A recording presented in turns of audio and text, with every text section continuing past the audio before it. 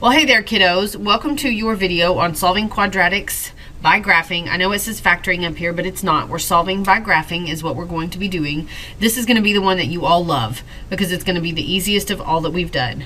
So if you'll remember, the roots, zeros, or x-intercepts of quadratic equations are called solutions. And so whenever I'm looking for the solutions, I could also be looking for roots or zeros or x-intercepts. This is an important word because the x-intercepts are the point where a graph crosses the x-axis.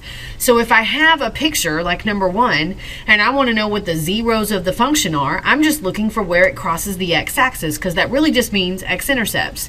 So it crosses the x-axis here, and it looks like those 2 points are at 0, 0, and at -3, 0. So my two solutions are x equals 0 and x equals -3. So number 2 here asks you to sketch a graph of this equation, and then it asks for the x and the y-intercept. So this is where you're going to need your calculator. So you're going to grab it, you're going to go to y equals, and we'll type that function. First though, we have to make it equal to 0.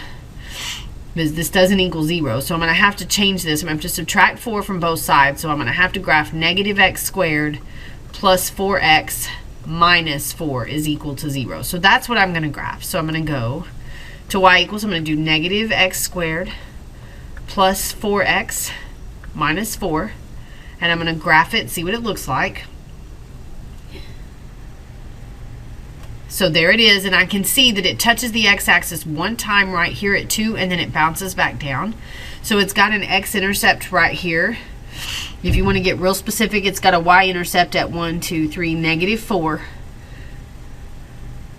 So it crosses the y-axis right there, touches that point, and then bounces back down. And I know that's a really ugly parabola, but right here is the solution. So the x-intercept is at 2, 0. The y-intercept is at 0, -4. So those are those 2 points that they were asking for. So number 3 here asks us to find the axis of symmetry and the vertex. They give us an equation, and then they want to find the solution. Well, I have a picture so I can find everything I need. The vertex is this point right here, and that point is at 0, -2. And if you remember, once I have the vertex, the axis of symmetry is just the x-coordinate of that. So my axis of symmetry is at x equals 0. That's because the y-axis is what cuts it in half. That's your line that cuts that parabola in half. And on the y-axis, no matter where you are, x is equal to 0. And the solution set are going to be the points where it crosses the x-axis. So once here and once here. So it looks like my solution set, since I'm writing it as a set, I'm going to write it like this. X with the colon is -1 and +1. You could also write that x equals -1, x equals +1. Either one of those notations is correct. Number 4 wants us to complete a table. So now they're going to have us complete a table and find the solutions. Well, to include the solution, I am looking for the point where y equals 0. So I'm just going to fill in this table using this. So I'm going to go back to my calculator, and I'm going to type in x squared minus 6. X is what it said, right? X squared minus 6x. So right here I'm going to do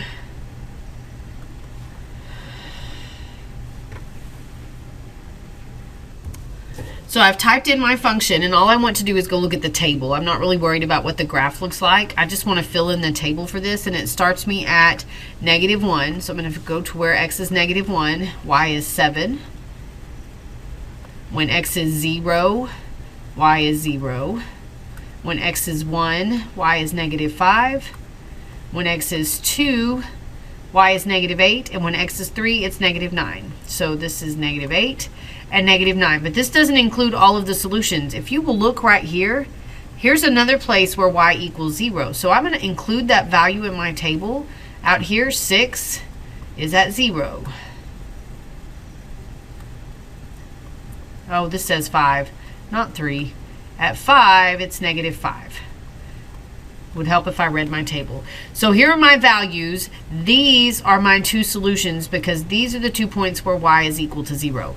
So my two solutions are x equals 0 and x equals 6. And remember, like when we talked yesterday with our quadratic formula, quadratics can have 1, 2, or no real solutions. So those are my options. This one has 2. The one that we did up here on number 2 only had 1. But those are your choices. It can have 1, 2, or no real ones. So now we're going to practice just graphing, just using our calculator to find the solutions. And you've got steps right here for how to do it. And I'm going to just walk you through those steps. But if you get stuck and you can't remember, refer back to these notes and check out these steps. So first of all, your equation is going to have to equal 0. So number 5 here, I'm going to have to turn this f of x into a 0 so that I can graph it. So I'm going to graph this 5x squared plus 29x plus 20. And I'm going to put that into y equals. So I have 5x squared plus 29x plus 20. And then in y2, I'm going to put the 0 that it equals. Now, when you graph on your calculator, you're probably just going to see one line show up. You'll see 2 on mine. You'll have a blue parabola, and then you're going to have a red line go across the x-axis because that's where y equals 0. And what I'm looking for is where the blue line and the red line cross. Well, you can figure this one out really easy because you can probably count -1, 2, 3, 4. This is -5.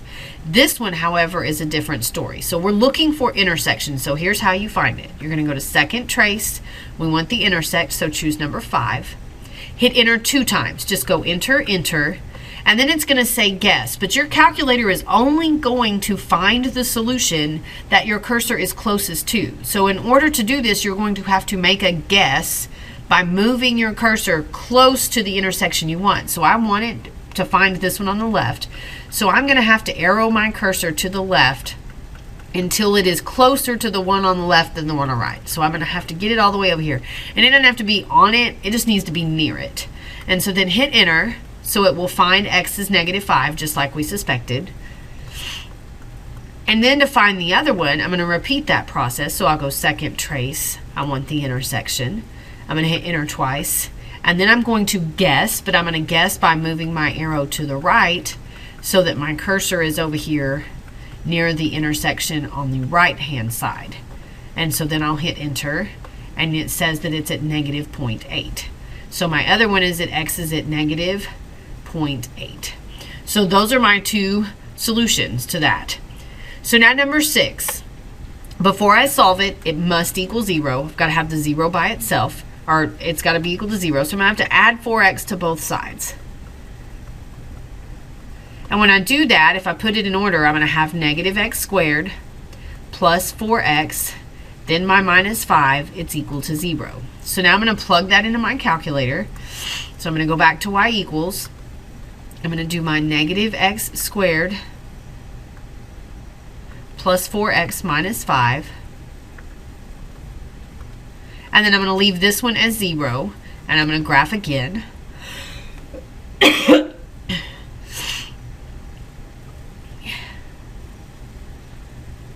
And so what I hope you notice is that this parabola right here never ever touches this red line. It does not cross, it does not touch the x-axis. What that tells me is that this parabola has no real solutions. If I were to use the quadratic formula to solve it, this is one of those where I would get a negative underneath the radical or underneath the square root symbol, so I would have no real solutions. It doesn't cross the x-axis, it doesn't touch the x-axis, so this one has no real solutions. So let's do one more. Number 7 here, I need to make it equal 0. So I'm going to do that by subtracting 4 from both sides. So I'm going to end up with x squared minus 4 is equal to 0. I'm going to plug that into my calculator.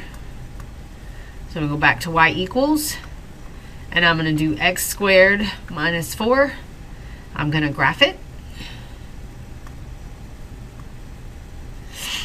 And then you see it crosses the x-axis 2 times. And you can look at the picture and pretty much tell. One's at 2, one is at -2. But if you wanted to practice doing the intersection, you would do second trace, number 5, hit enter 2 times, and then move your cursor near the intersection point that you are wanting to find. So let's do the one on the left. And you see that it's at -2. So one of my answers is that x equals -2. The other one, if you went and found it and found the intersection, it's at x equals +2.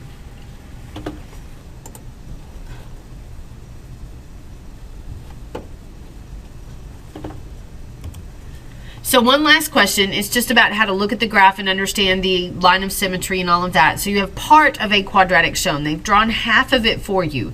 So you see that it goes up to here and it hits the vertex way up here. They tell you the line of symmetry is at 0.75. So it's right here where the vertex is. It cuts it in half. And so the question says, between which two integers will the other part of the graph intersect the x-axis? Well, remember, your line of symmetry cuts it in half. Well, this point where it crosses the x-axis is 1 and almost 2 units away from the line of symmetry. So to figure out where it's going to cross between the other two integers, I've got to go over 1, almost 2 units away. So I go over to here, and so where is it going to cross on the other side? It's going to cross somewhere, if I want to make this a nice symmetrical parabola, and that's not drawn very straight, then the next part of my parabola is going to cross somewhere between 2 and 3, because it's a little, that's how far it is from here, and so it's the same distance to here. It's over almost quite 2 units, and so somewhere between 2 and 3. So it's going to cross between 2 and 3. I don't need to be exact, just it's going to be between those two numbers. So that's solving quadratics by graphing. You're going to practice this when you guys come into class tomorrow. I will see you then.